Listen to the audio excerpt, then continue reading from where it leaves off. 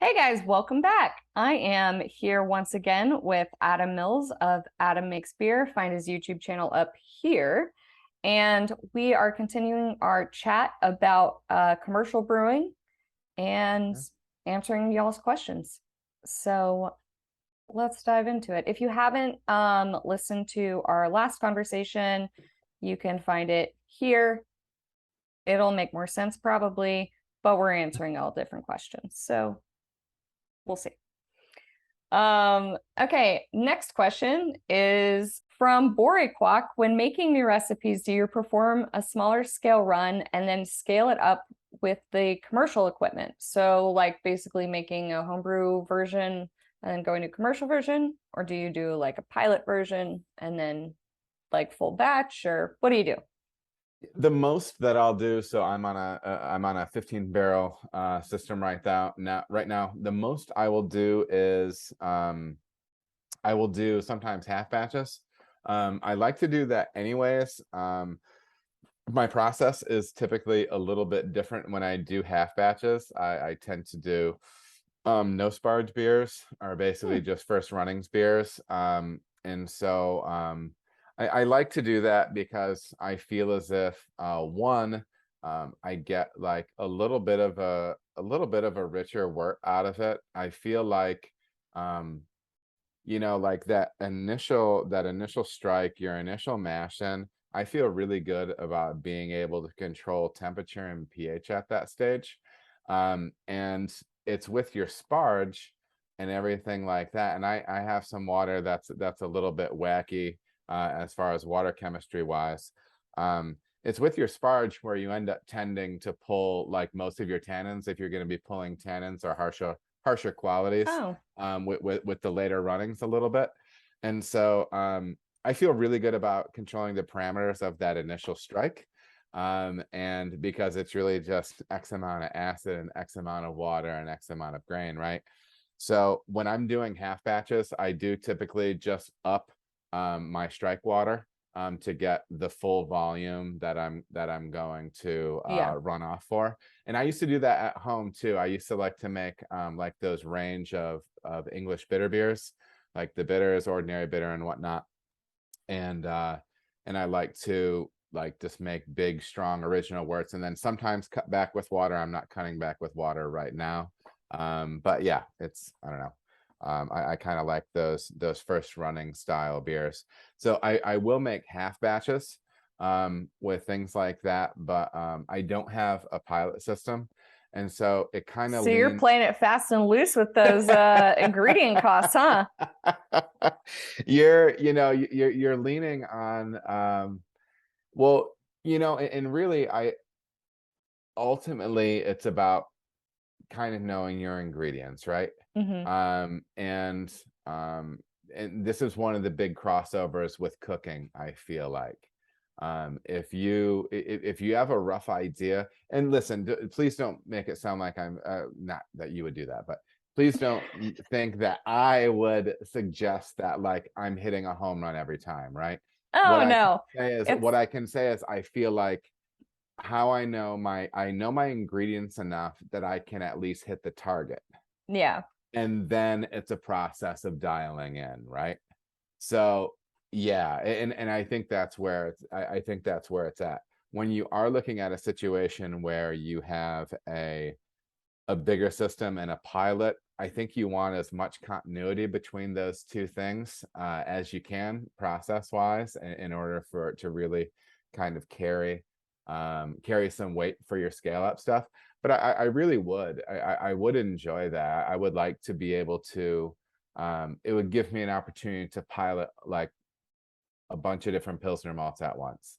And little things Oh like yeah. that, you know what I mean? Where the volume of lager that I'm making, there's only so many levers you have to pull with that game of making Hellas, right? And so Hmm. it comes down to, water profile, the malts you're using, different techniques and whatnot. But yeah, that would be really nice to have. That's not something that I have currently. Yeah, you can almost run like a brewlosophy style experiment on Sure. your own. Yeah. Yeah, definitely. Yeah, those guys. are my absolute go-to. If anyone questions me, I just send them like Brewlosophy articles at this point. I'm like, read this. I don't want to talk to you. I like it. From B Tune, what are the steps for developing new beers? Do commercial breweries have an R&D team? I assume you don't. You are the R&D team, right? Correct. Yeah. Yeah, I Correct. think it all kind of depends on the scale you're working at. Yeah, and so for me, what I'll say is, and I talk about it, I think I've referenced it several times on my channel. The book, Brewing Classic Styles, Jamil Zainasheff and John Palmer, I think is, with the exception of like newer school IPA, because this was published like 2010-ish, maybe a little later, 2013. So the snapshot you're going to get on IPA and sour beer is from that time. But you can go to historical beer styles in that book and scale up those recipes, or to use them straight if you're brewing at home, and you're going to get so close to the bullseye on it. It's spooky. Like those are really good starting points. I will still use that book as a reference for, and obviously scaling up, if there's a style that I'm trying that I've not brewed before. But for me also, kind of a big thing is, when I came up brewing at home, I only brewed those recipes when I was brewing at home. Probably 90% of the beer I made was explicitly made for competition. So when I was entering competitions, like toward the end, I was entering 30, 38 beers in a competition. Jesus Christ. I I wasn't haven't submitted to a competition since COVID happened. I'm like, I don't envy my past self in those days, like trying to pack shit to FedEx. Oh yeah, it's the worst. It's the Ugh. worst. But I mean, but when I was brewing at home, I was brewing those recipes because I didn't really have a lot of time for iteration. And like I was brewing to try to win medals, right? Mhm. And so, and that's what I always found. And so at first I was brewing those recipes just like blindly. And then I was able to start going back, and I started getting an understanding for the ingredients that he was using for like British beers and German beers. And then like, so you go just from like reading it like, like a step-by-step guide, to reading it more Mhm. like a story, Yeah, right? Okay, it's so like a recipe versus like my favorite cooking book, which is Salt, Fat, Acid, Heat, which is like cooking theory. yeah. Yeah. Yeah. We were just talking about food and cooking today, and you'll probably need to cut this out. But just real quick, there was did you watch the first two seasons of Mind of a Chef? So, No. but Anthony Bourdain was narrating, and then David Chang, April Bloomfield, and Sean Brock. Just from a creative flavor development standpoint, those first two seasons of that are some of the best. Oh my God, I need to watch it. Super good. And I fell in love with April Bloomfield like you would not, maybe, but just so like she would make like, what this is what I love about her. So super British. And she would make like the super hardcore like pig's trotter, like Oh, this pig foot that like they break down and then restuff and sew back up, and she bakes it. And she's excited about it, right? And she like what I like about her is but like when she plates things, she plates for somebody that's hungry, yeah. right? And you can tell Yeah, she's it's not hungry the when like she's doing tasting menu bull. It's like, what the am I supposed to do with this? there's no tweezers when you put together her plates, you know what I mean? And then but she's also super good with like she's super big into Italian. And so for me, my mom's side of the family is all Italian, and they always loved the cookbooks from Marcella Hazan. And so April Bloomfield did some cooking with her, and just just the love and how passionate she is about it. For somebody that loves doing anything creatively with flavor, yeah, seasons 1 and 2, you gotta watch, because Yeah, it just fires you up. But it's anyways, on we my can go list. back to we can go back to talking beer stuff. Um,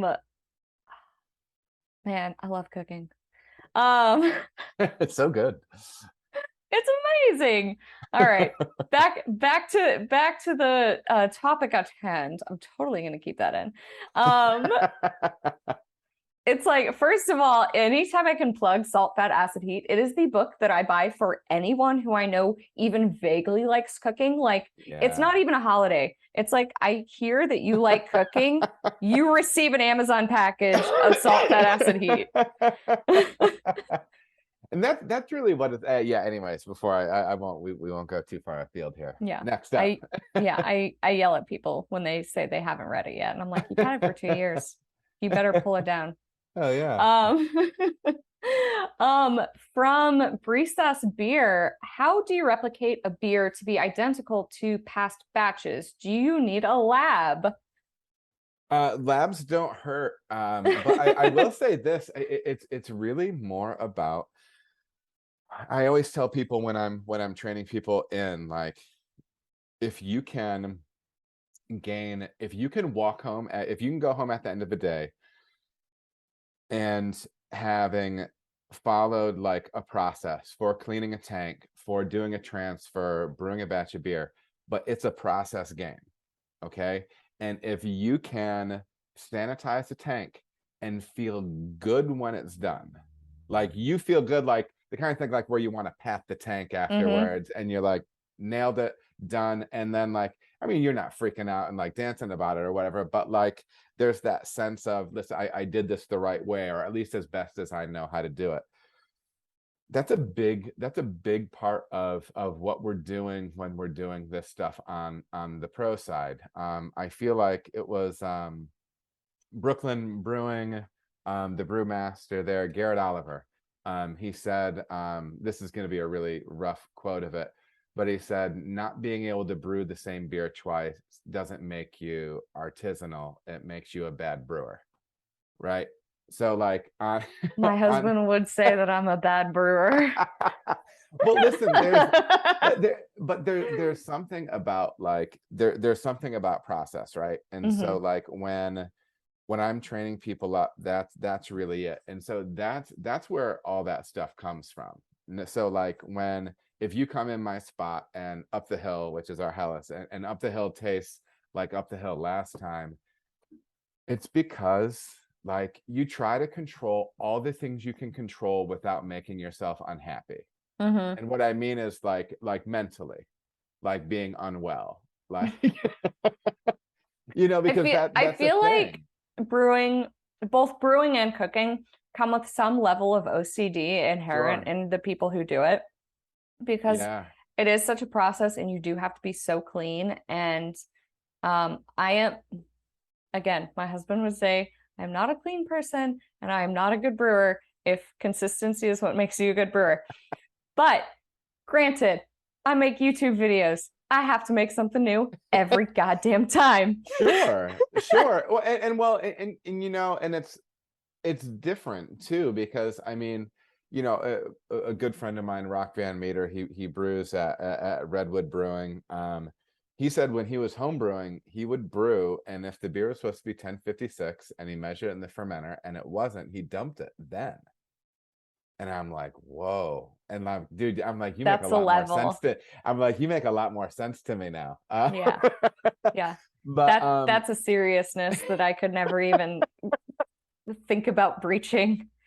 but no, but I think really, nuts and bolts, it's about process without driving yourself crazy, Hmm. right? And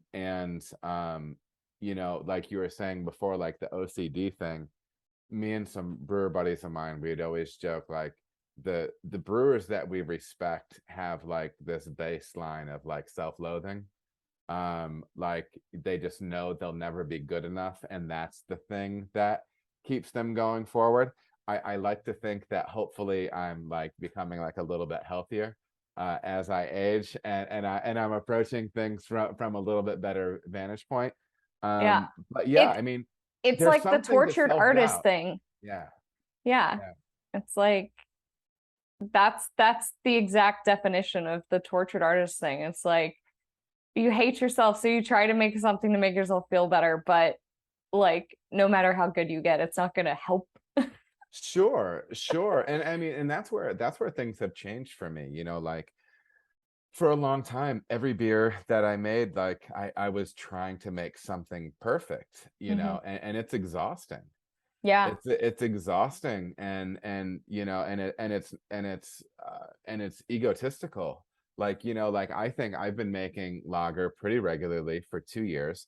And so for me to say, okay, I want to make a flawless lager, and then I listen to some German brewmaster talk about he's been making Helles for 30 years and he's still trying to figure it out.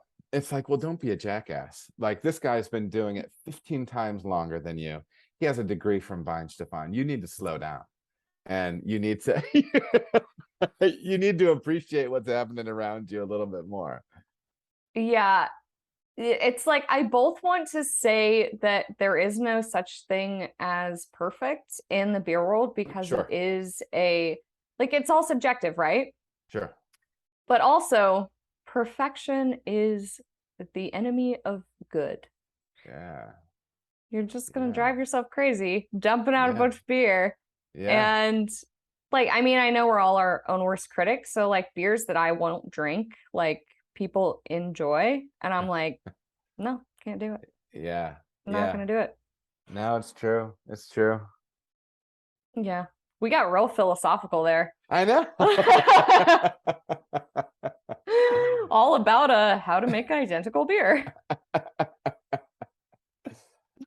This is kind of like a secondary question to the previous question, by Benjamin Evans. So given the season length of some of the ingredients and the regional soil composition being different, how do you control consistency between batches? I assume he's talking about hops and malt, and I mean, Yeah, even yeast, technically, I mean, that's a little more lab controlled, but like when sure. you are using natural ingredients, you do inherently find some differences, which Yeah. makes things not be able to be perfect. No, for sure. And I mean, big picture, for me, and this, I don't know, this is gonna probably be a thumbs down for like some of the like support local people. I don't use a ton of local ingredients. So like when I was brewing in Michigan, I didn't use a lot of Michigan hops, although I do know that Michigan hop scene is improving all the time. I was listening to a great interview with Matt Brendelson from Firestone Walker, and they're routinely using some Michigan grown hops in some of their beers. It takes a while for those for hops in the ground to actually become what they're going to become. Oh yeah, Because I mean, like that their mentioned lifespan that is like what, terroir, 10 years? Yeah. sure, sure. Yeah, and So it takes at it's least three to be definitely, viable, really. definitely. And so I usually tend to use stuff. So like my Pilsner malt, I don't use like a lot of like locally grown and malted stuff. I use stuff like I used a ton of Wireman and I love Barca Pills, that line of that Barca line of malts that they have. I really, really enjoy. They're a larger place with tight process controls, right? Hmm. And I'm getting my hops either from Pacific Northwest, big suppliers, manufacturers.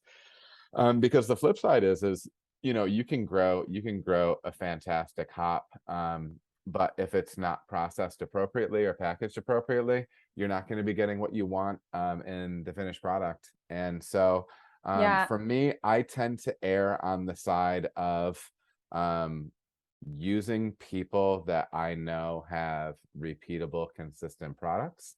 And then I also know, like, for me, there are certain farms that I'm really comfortable with. I really love Crosby hot farms. I've used them for years. I think they're great folks. They have a lot of great stuff. Um, and so for me, I'm leaning a little bit more on, yes, I mean, when alpha acid is different, lot to lot, you adjust for that, things like that. Um, but by and large, I'm leaning on well-established places to create some more consistency in an inconsistent agricultural raw material world, you know. Yeah. I just bought a wine actually. That it was a natural wine, and the name of it was something that along the lines of when you work in a field that derives its ingredients from nature, nothing is set in stone or something. And I Sure. was like, wow, that's real true. This is good wine too.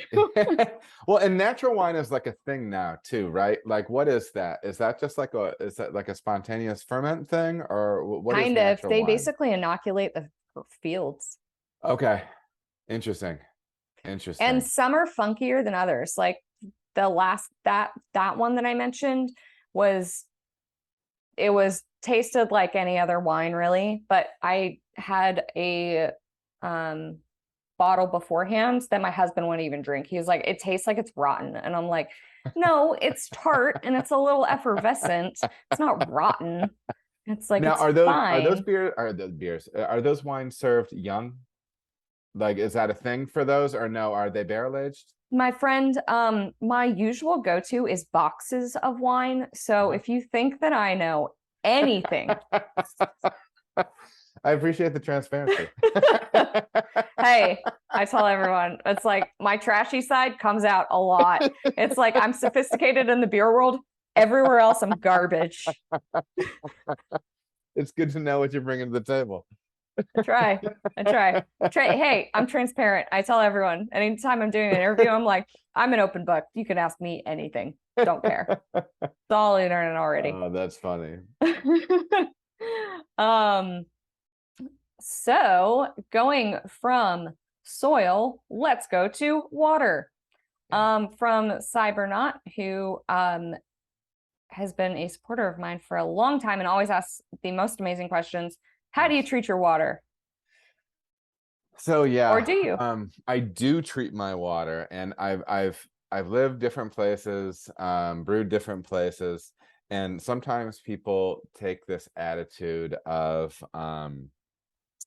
we have great water, like it's the best water in the world, it's Great Lakes water. Um, and I just make beer with the water that I have Mm-hmm. because it's awesome. I mean, I think like on some level science disagrees. Like, I mean, at least like at least get your pH right. You know what I mean? Like You seem so apologetic when you I say that. do.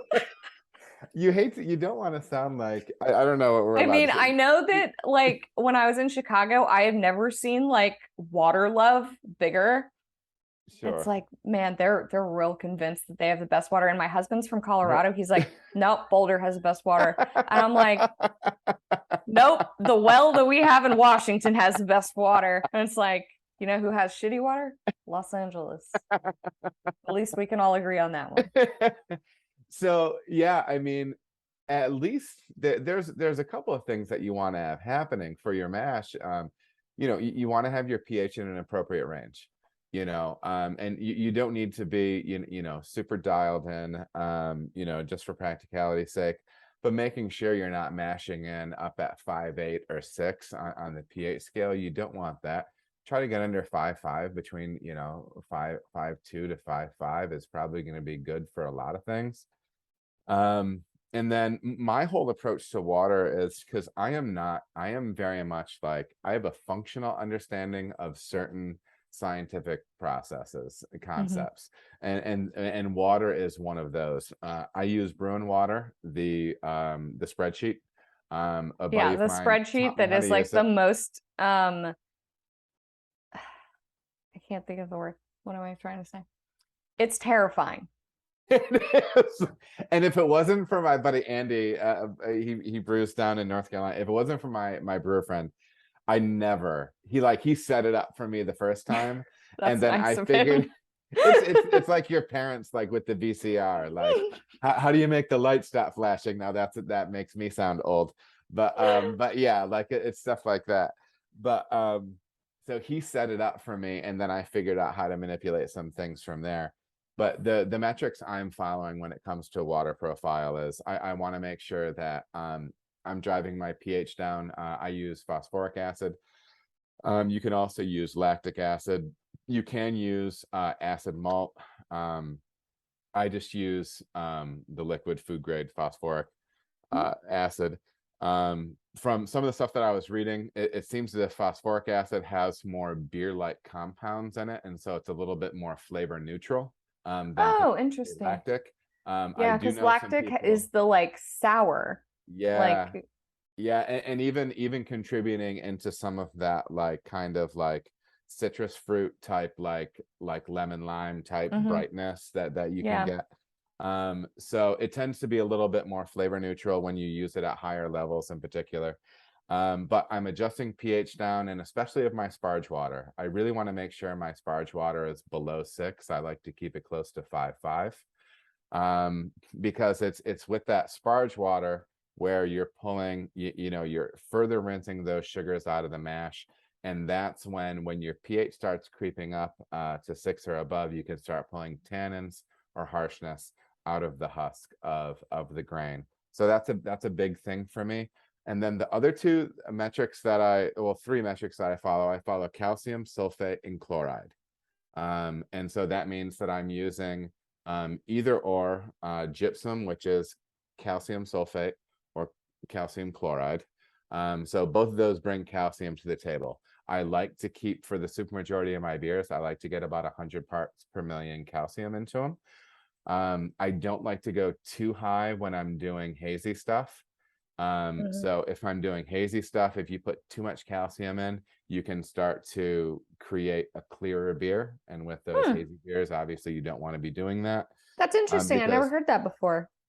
yeah, I was listening to an interview with I forget, I don't know if it was a craft beer and brewing or something like that, and they were talking to one of those like, like one of those hot boy breweries, like those hazy hot boys or whatever, and they were saying that getting over maybe 125 parts calcium, well, they found that they were starting to get clear beer once they crossed that Huh. threshold. So I try not to push that too high. I do find that if I want to push chloride, which is a big New England hazy type thing, um, and I'm getting too much, and I'm kind of pushing too much calcium Hmm. on the mash side, I will use kosher salt in the kettle, Oh, because interesting. it's bringing because it's sodium chloride, right? Yeah, Yeah. So you are introducing some sodium, so you do want to watch how much sodium you add, but there's an acceptable threshold there. yeah. But yeah, you can boost that. So it's a way of jacking up your chloride higher, because I have pushed chloride up to 250 parts per million in some of those hazy type beers that I do. Um, but yeah, I treat sulfate and chloride as like my salt and pepper, right? In my mind, chloride makes softer, rounder. It can emphasize malt. Sulfate. Sometimes people will say like it makes bitterness more bitter. I like to think of it more as it doesn't make bitterness higher, but like if you're looking through binoculars and you're looking at something and it's fuzzy, I think it brings it into focus. Yeah, it's like a crisper. Yeah, yeah, yeah, yeah, exactly. Yeah, So it's like that West that's Coast crisp yep, bitterness. Yeah. yeah, yeah. And so that's what I do with water. I drop pH to within certain ranges for the initial mash in and sparge. And I usually will do another small addition in the kettle. I'm looking to hit, around 5 or 5.1, pH of 5 or 5.1 in the kettle. You tend to get like better break, Hmm. a better protein break with that. And I have done some experimenting, pushing my pH a little bit lower with some of my light lagers, like on the back end. So I've taken our Mexican lager and I've pushed the pH down on that beer to like 4.1 with a phosphoric acid addition going into the bright tank. So I mean, I've played around with it. I've played around with it because sometimes when people talk about like you can make like, crispy boys with like Kvike yeast or something like that, what they're really talking about, the fact is that Kvike will actually like create additional acid. And so those beers, a lot of Kvike strains, rather than finishing at like 4.4, actually finish a little bit closer to 4. So they're a Oh little bit more man. acidic. And I so need to that's start why, doing pH again. I like kind of gave up on it and I was like, whatever. well, and That's really you have to interesting. have the right gear though, too, right? Like sometimes I feel like unless you have like a decent meter, I've had, My pH meter is absolute garbage. you should get somebody to somebody should like Milwaukee, they should sponsor you and have them give you a nice bench meter. Yeah. Yeah. Hello. Hi. Hello, Milwaukee. I'll take it. Um, yeah, that's definitely on my list. Like it's such garbage. I've started using it for my pool. It's just like gave up on testing beer. I like it. Um, all right. That was a lot about water. I feel like we just did like the entire water lecture that I did at the back when I started home brewing, one of the breweries over here that's actually the oldest craft brewery in LA, and they started in 20, I think it was 2009 actually. The Dude, oldest craft that scene there brewery. is young, man. That's It's wild. a little baby. Um, but yeah, I did a class and they did the whole like water, yeast, uh, malt, hops, and each was divided. But like, yeah, it was like what you just said. So you guys all saved $20. And actually, I was just looking at time. I panicked when you were when you were kind of transitioning there a little bit. I'm like, oh no, I think I talked way too long about water. But yeah. Well, we have two questions left for this segment. Okay. Okay. Um, from CTNP, how important is yeast harvesting in commercial brewing, and is it common to freeze yeast in a commercial brewery? I've never heard about freezing yeast before. Yeah, I don't freeze yeast, and I never really heard about that. I have a Mm-mm. feeling it would have some negative effects as Yeah. far as viability goes and things like that. But yeah, we harvest, and I pretty much I keep one pitch. We're basically to a point to where I keep one pitch going pretty consistently for about 2 to 3 months. Mm-hmm. My lager strains, I usually get 3 months worth of brewing out of. How many We batches is that for you? um so probably that lager strain I'm pitching every two-ish weeks with a little bit of play in there. So yeah, I mean taking good care of it, using yeast nutrient, yeah, and trying to stay on top of everything. I'll usually do about 10 pitches, and so for us, Yeah. that's us running 30 barrel batches. So Yeah. I'll I think run, that's about the standard. yeah, yeah, and some stuff you run, stuff you run shorter. Honestly, with the volume of cryo hops and stuff that I'm using for our hop forward stuff, I find it really I'm increasingly difficult to get nice clean pitches of that juice strain or London 3, because that work can be green coming out of the kettle. You know, there's not a ton of like green matter in it, but it's just so dense with oil and stuff with the cryo hops and everything like that. I've gotten some pretty greenish, oily looking worts going into kettle. So it does kind of compromise my ability to repitch that one as much, but lager is easy as can be. Yeah. So our last question for this segment, in a commercial brewing scale, do you use fining or filtering for a clean beer like a lager? Um, I have I've done a little bit of filtration, but for me, I primarily rely on a good long cold lager. I do use biofine, and something that I am increasingly impressed with, because I really do think it makes a difference, especially in the lighter lager you make, the more I know now, it really does need to be clear. It's just not an aesthetic thing, and that does play in because there's a place for aesthetics and aesthetics in beer. Yeah. There's room for the visual, right? Even if you're talking about competition, if you're going to be judging the Pilsner that I make, and I put a beer in front of you that is not crystal clear and it doesn't have like this gorgeous foam stand on it, I can't score 50 points with you. Yeah. And you can argue 50 points might not be possible or whatever, but visually the beer needs to be perfect, Yeah. because then you're still entertaining the possibility that it's going to be fantastic for someone, right? Yeah. So there is an aesthetic element to those beers. But what I have found is that you really do need that clarity for those beers to be as vibrant as they're supposed to be. I have played around a little bit with Brewers Clarex and or what does White Labs call it? Clarity Firm. Hmm.